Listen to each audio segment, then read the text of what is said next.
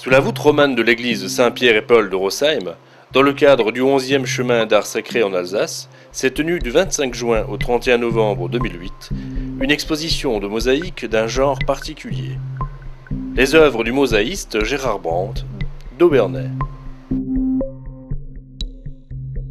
D'abord, c'est une exposition qui se répète depuis une dizaine d'années et qui a été organisée, ou qui est toujours organisée par l'archevêché de Strasbourg, qui organise tous les ans une exposition dans une église romane en Alsace. Il y a 10 églises romanes qui sont mises à disposition des artistes qui sont choisis, et l'artiste choisit un thème biblique sur lequel il travaille courant de l'année pour présenter en fin d'année son exposition. Moi personnellement, j'ai choisi le thème de la prière parce que le thème de la prière pour moi est un thème tout à fait naturel puisque j'ai toujours travaillé dans la prière et pour moi le travail fait partie de la prière et je dirais même que le travail est prière. On n'est pas tout à fait responsable de la création. Un créateur n'est pas vraiment responsable, à mon avis, de la création. C'est une chose qui se passe tout naturellement, c'est un don, mais à partir du moment où la création arrive, où on sent venir les choses, parce qu'on sent venir les moments forts, il faut être disponible et à ce moment-là, pouvoir se mettre à la disposition de la création. Absolument facile de raconter une histoire, mais raconter sa vie et raconter l'histoire de la vie de tous les jours, c'est un tout petit peu plus compliqué. Parce que l'histoire, des fois, est très sérieuse. Quand je parle, par exemple, de la fuite que j'ai créée, je pense à la fuite en Égypte, mais moi je parle de la fuite Darfour, dans les pays occupés, dans les pays en guerre. Donc cette fuite-là, c'est toute une histoire ancienne déjà, mais qui est encore d'actualité. Et cette fuite se reproduit malheureusement régulièrement dans la vie courante. Il y a toujours une recherche spirituelle dans la création. S'il n'y a pas du spirituel dans la création, à mon avis, la création manque un tout petit peu de piment ou de profondeur. Pour moi, le spirituel a toujours existé, étant donné que il y a beaucoup de passion dans mon travail et donc beaucoup de spiritualité dans le travail. Nous avons ici l'archange, qui est un très grand personnage au niveau du volume et également au niveau de la protection, puisque l'archange, on invoque l'archange pour la protection. Alors je prends l'exemple de l'archange par rapport au texte d'Albert.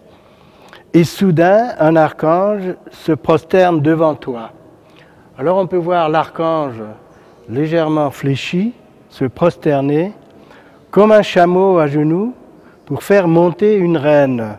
Alors, nous avons le fléchissement, le vieillissement, la sagesse du vieux, et nous avons également les deux ailes latérales qui sont pleines de petites croix blanches, qui pour moi représentent tout l'espoir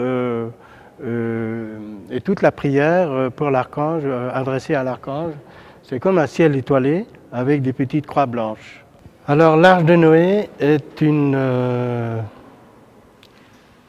mosaïque un petit peu spéciale puisque non seulement elle est assez imposante, mais on peut se réfugier dedans.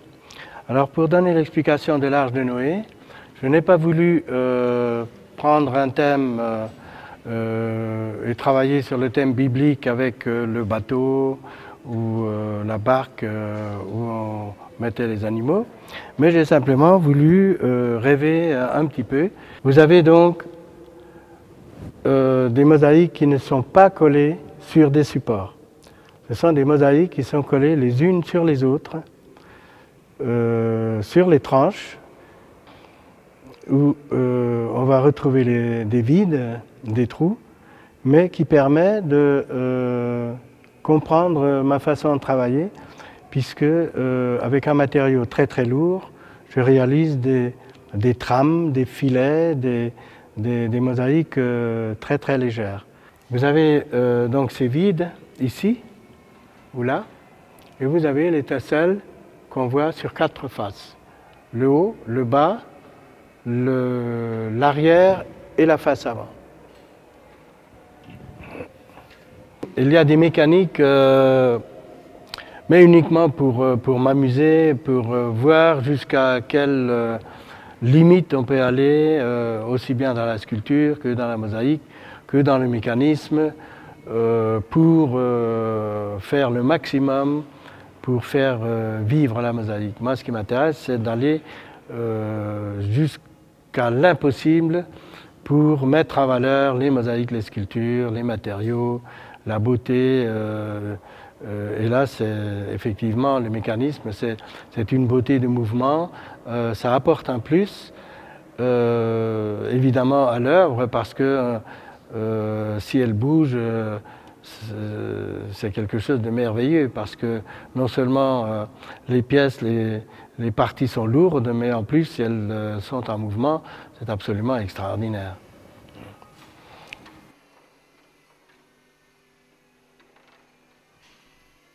J'ai donc exposé pendant 2 mois et demi ici, à l'église de Rosheim,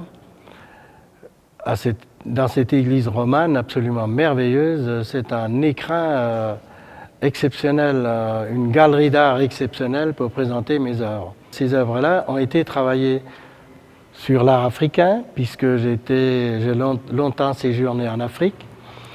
Ensuite, lorsque je suis revenu d'Afrique, je me suis intéressé à l'art roman, puisque j'ai trouvé des sensibilités qui se rejoignaient, surtout dans le bestiaire roman, dans le bestiaire africain. Donc j'ai superposé l'art roman sur l'art africain. Et puis après, bon, la prière, c'est un thème tout à fait exceptionnel, mais ça fait partie d'un tout, dans une église qui forme l'ensemble, qui soude l'ensemble de cette recherche et de cette création africaine, romane, prière, religieuse, etc.